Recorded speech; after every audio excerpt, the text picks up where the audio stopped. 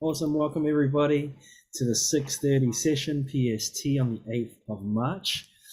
We have a solo concert today, don't we, Isha?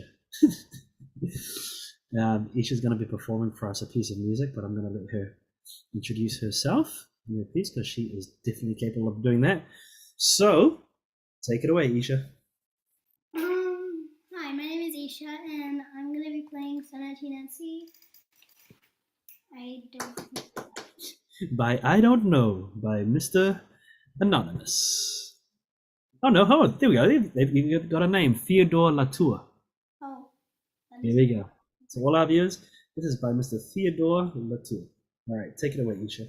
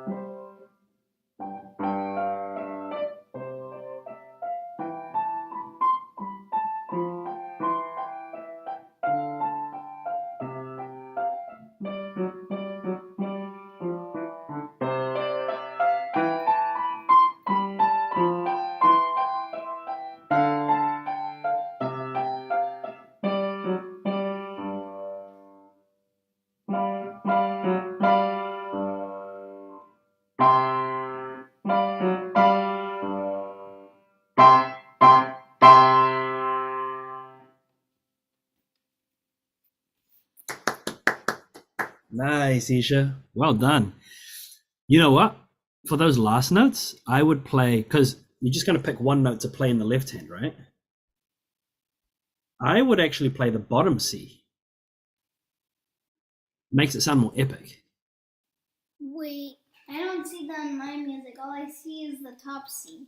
Oh, really? Hey, question. Can you stretch an octave?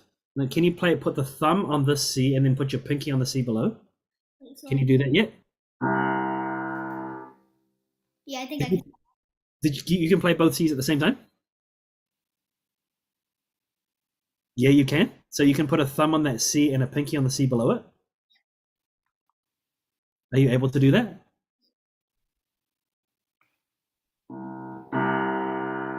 Oh, just. Okay, for now, avoid it because it'll be too stressful for the hand. But yeah, there's a cheeky little C hidden right there at the bottom. So,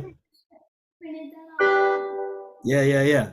So for next time, yeah. Great work though.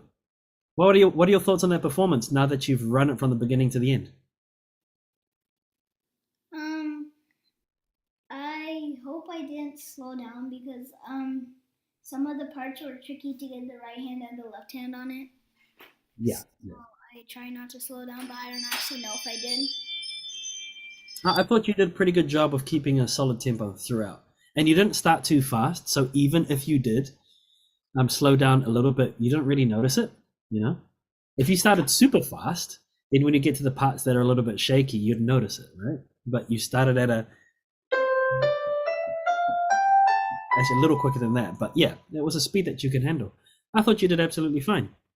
See, you're now at a place now where you can play around with shaping. So when you play these lines, you can give these little crescendos all the way to the top, and then ya da da da ya da da da, right? So B B C, always hitting to that top note. Excuse me. So that it gives a piece a little bit more direction and phrasing. Right? What do you think about that? Yeah. Otherwise, what happens is that you're just playing all these notes, but none of them have any real meaning or purpose. They're just dots on the page. But if you play it and you give a little bit of dynamic, And you guide our ear as the listener, like, where's Isha headed? Oh, she's growing up to the C.